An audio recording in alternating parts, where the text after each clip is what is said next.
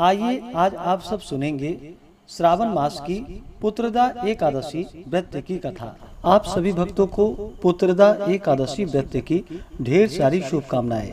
आप सभी के जीवन में लक्ष्मी नारायण की कृपा से आप सभी को सभी प्रकार के सुख और समृद्धि की प्राप्ति हो। पुत्रदा एकादशी का व्रत वर्ष में 2 बार मनाया जाता है, एक पौष मास शुक्ल पक्ष के दिन और दूसरा श्रावण मास शुक्ल पक्ष के दिन पुत्रदा एकादशी का व्रत धारण किया जाता है। यह व्रत सभी प्रकार के पापों को नष्ट करने वाली है। पद्म पुराण के अनुसार सांसारिक सुखों की प्राप्ति और पुत्र इच्छुक भक्तों के लिए पुत्रदा एकादशी व्रत को पुण्य फलदायी माना गया है। संतानहीन या पुत्रहीन जातकों के लिए यह व्रत को बेहद अहम माना जाता है। इस दिन विशेष प्रकार से भगवान विष्णु, माता लक्ष्मी का और चातुर्मास के दौरान यह व्रत आता है, तो इस दौरान भगवान शिव जी का पूजन करना चाहिए।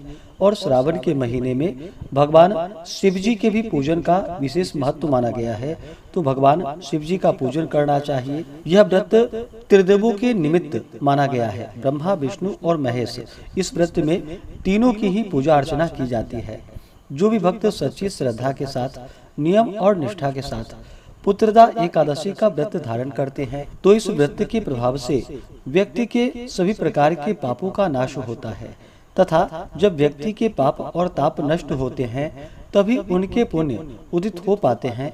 उसके बाद ही सांसारिक सुखों की प्राप्ति हो पाती है। तो यह व्रत घोर से घोर पापों को नष्ट करने वाली है तथा भगवान विष्णु की कृपा से संतान इच्छुक भक्तों को संतान लाभ की प्राप्ति होती है। श्रावण मास शुक्ल पक्ष की एकादशी को इसे पुत्रदा एकादशी और पवित्रा एकादशी के नाम से भी जाना जाता है। पुत्रदा एकादशी के व्रत में इस दिन भगवान का, जो कि गंध पुष्प धूप दीप आदि से पूजन करके विशेष प्रकार से गुड़ और साबुत धनिये से भगवान की पूजा अवश्य ही करनी चाहिए और गुरु का प्रसाद भी ग्रहण करना चाहिए। श्रावण मास शुक्ल पक्ष की एकादशी तिथि प्रारंभ समय, जो कि 15 अगस्त 2024 दिन गुरुवार सुबह 10:29 और एकादशी तिथि की जो समाप्ति है वह 16 अगस्त 2024 दिन शुक्रवार सुबह 9:40 पे एकादशी तिथि की समाप्ति है। तो शुद्ध रूप से सूर्योदय व्यापनी के अनुसार 16 अगस्त को सभी भक्तजन व्रत को धारण करेंगे और व्रत का पारण, जो कि हरिवासर समाप्त होने के बाद करना चाहिए। हरिवासर का समय द्वादशी तिथि का पहला चौथाई हिस्सा हरिवासर का होता है, तो उसे छोड़ करके व्रत का पारण करना चाहिए। द्वादशी तिथि की जो समाप्ति है वह 17 अगस्त 2024 दिन शनिवार को सुबह 8:07 पे द्वादशी तिथि की समाप्ति है। तो सभी भक्तजन व्रत का पारण 17 अगस्त को करेंगे, शनिवार के दिन। इस दिन पारण का जो समय होगा 17 अगस्त को, वह समय सुबह 5:51 से सुबह 8:05 तक सभी भक्तजन व्रत का पारण कर लेंगे। पुत्रदा एकादशी व्रत का पारण, जो कि दुर्वा दलेन पारणम, यानी कि दुर्वा दल से व्रत का पारण है, यह संभव ना हो पाए तो आप जल, फल या तुलसी दल से व्रत का पारण करें। एकादशी तिथि के दिन 16 अगस्त को ब्रह्म मुहूर्त का समय सुबह 4:22 से सुबह 5:05 तक होगा। सूर्योदय का समय सुबह 5:32 और सूर्यास्त शाम 6:32। तो आइए सुनते हैं पुत्रदा एकादशी व्रत की कथा। तो बोलिए प्रेम से भगवान विष्णु की जय, माता लक्ष्मी की जय। एक बार युधिष्ठिर ने भगवान श्री कृष्ण से कहा कि हे केशव, श्रावण मास के शुक्ल पक्ष की एकादशी का क्या नाम है और इसका क्या महात्म्य है, कृपा करके आप मुझसे कहिए। श्री कृष्ण जी बोले कि हे राजन, अब आप ध्यान पूर्वक इसकी कथा सुनो। द्वापर युग में राजा महिजीत, जो कि महिष्मती नगरी में राज्य करता था, परंतु पुत्र न होने के कारण वह अत्यंत दुखी रहता था और पुत्र प्राप्ति के लिए अनेक प्रकार के प्रयत्नों को करता था। अनेक प्रकार की चेष्टाएं करने पर भी उसको आनंद देने वाला पुत्र रत्न प्राप्त नहीं हुआ। तो राजा ने अपनी वृद्धावस्था को देखकर एक दिन अपनी सभा में अत्यंत ही चिंतित होकर प्रजागणों को संबोधित करके कहा कि हे प्रजागणों, मैंने इस जन्म में जहाँ तक मुझे ध्यान आता है मैंने कोई पाप कार्य नहीं किया और न प्रजा से अत्याचार पूर्ण कभी धन को लेकर अपने अर्थकोष में धन संचित किया है, न किसी की धरोहर का हरण किया है, बल्कि अपने प्रजा का पालन पुत्र के सदृश मैं कर रहा हूँ। धर्म कार्य के द्वारा पृथ्वी को भी अपने वश में कर रखा है। अत्यंत दुष्ट कार्य करने वालों को दंडित किया है और शिष्ट शत्रुओं के साथ भी मैंने उत्तम से उत्तम व्यवहार किया है, परंतु न मालूम किस अज्ञात कारण के विषय से मुझे पुत्र रत्न की प्राप्ति नहीं हुई। इस पर आप लोग ध्यान पूर्वक विचार कीजिए।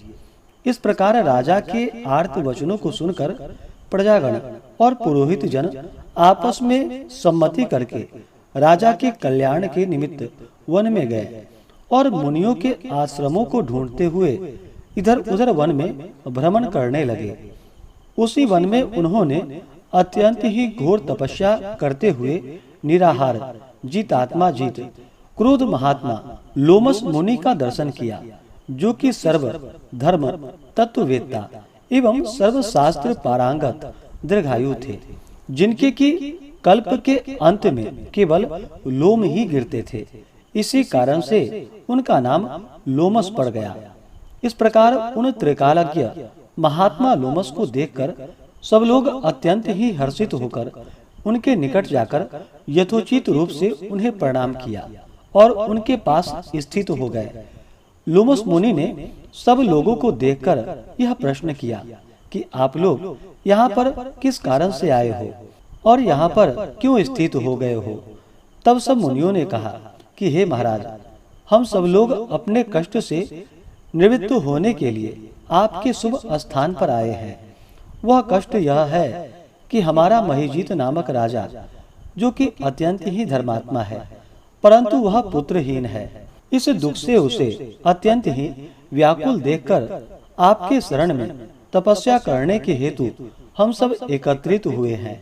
राजा के अहोभाग्य से हम सब लोगों को आपका दर्शन प्राप्त हुआ है, क्योंकि महात्मा एवं मुनियों के दर्शन मात्र से ही मनुष्यों के कार्य सिद्ध हो जाते हैं। अस्तु, अब आप हम लोगों के ऊपर कृपा दृष्टि करके इस प्रकार का उपदेश करिए कि जिससे हमारे धर्मात्मा राजा का कार्य सिद्ध होकर उसका कल्याण होवे। प्रजाजनों की इस प्रकार बातें सुनकर क्षण भर तक ध्यान मग्न होकर राजा के पूर्व जन्म के वृतांत को समझकर लोमस जी ने कहा, यह राजा पूर्व जन्म में अत्यंत ही घोर पापी और महादरिद्र जाति का वैश्य था। अपने व्यवसाय के हेतु इस नगर से उस नगर में और उस नगर से दूसरे नगर में इसी प्रकार बराबर भ्रमण किया करता था। एक समय की बात है कि ज्येष्ठ मास के शुक्ल पक्ष की एकादशी को मध्याह्न काल के समय प्यास से अत्यंत व्याकुल होकर जल के लिए कोई उत्तम स्थान को ढूंढने लगा। संयोगवश उसको एक अत्यंत ही उत्तम और स्वच्छ जलाशय दिखाई पड़ा। उसको देखते ही जल पीने की इच्छा से उसके समीप गया। उसी समय एक कुछ ही दिनों की ब्याई हुई गौ, जो कि अपने बछड़ों के साथ लिए हुए उसी जलाशय पर आकर जल पीने लगी। उस समय इस बनिए ने उस जल पीती हुई गौ को हटाकर स्वयं ही जल को पिया।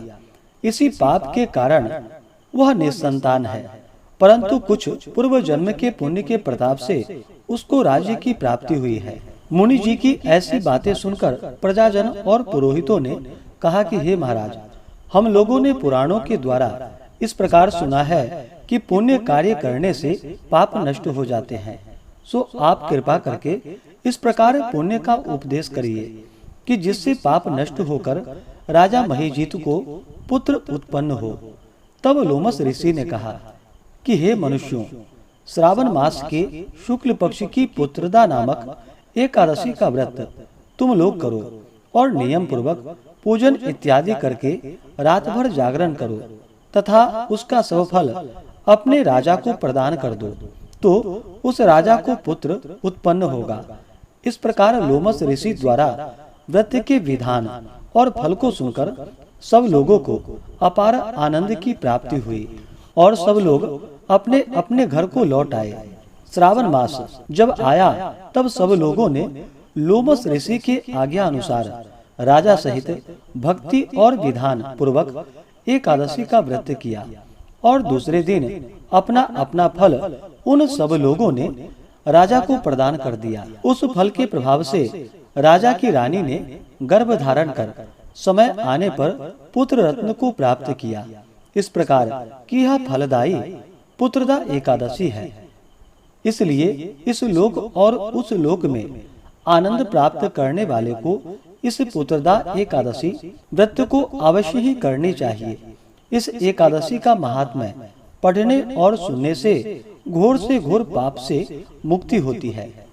तो बोलिए प्रेम से भगवान विष्णु की जय, माता लक्ष्मी की जय, एकादशी माता की जय, भगवान श्री कृष्ण की जय।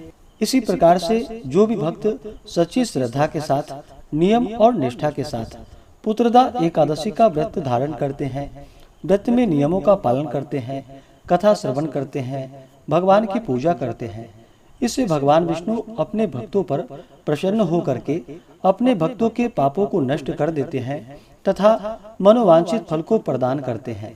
जो भी भक्तजन एकादशी का व्रत धारण करने वाले हैं उन्हें एकादशी व्रत के लिए जो कि 10वीं के दिन से ही व्रत में नियमों का पालन करना चाहिए।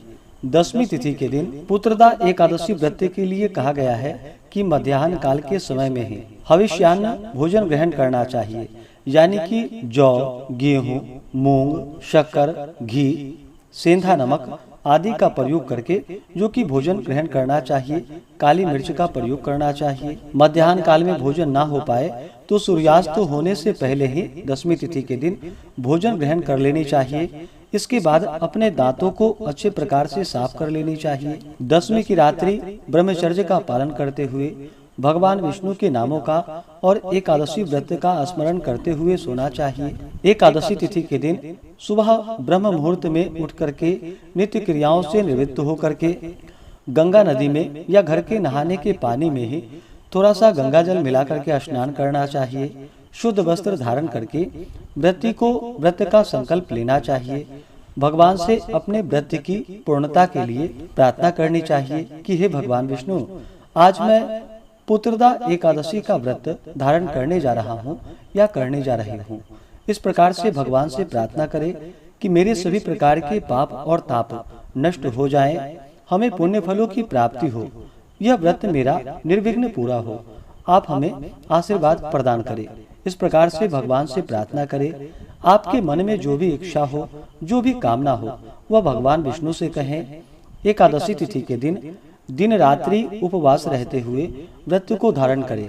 जो उपवास नहीं रह पाते हैं, जिनका स्वास्थ्य सही ना हो, तो आप एक समय फलाहार ग्रहण करके व्रत को धारण करें और इस दिन भगवान का सुबह और शाम के वक्त पूरे विधि विधान के साथ पूजन करना चाहिए, कथा श्रवण करनी चाहिए। इस दौरान ओम नमो भगवते वासुदेवाय या श्री कृष्ण गोविंद हरे मुरारी आदि नामों का अवश्य ही जप करना चाहिए। इस दौरान ब्रह्मचर्य का पालन करना चाहिए। तामसिक वस्तुओं का प्रयोग बिल्कुल भी नहीं करना चाहिए। शुद्ध और सात्विकता का पालन करते हुए भगवान विष्णु के चरणों में अपना मन लगाना चाहिए। एकादशी की रात्रि जहाँ तक हो सके जागरण करते हुए समय को व्यतीत करना चाहिए। द्वादशी तिथि के दिन सुबह उठ करके स्नान करके शुद्ध वस्त्र धारण करके भगवान का पूजन और आरती कर लेनी चाहिए। इसके बाद ब्राह्मणों को भोजन करवाएं, ब्राह्मणों को दान और दक्षिणा दे, गरीबों को भोजन करवाए और फिर समय के अनुसार व्रत का पारण करना चाहिए।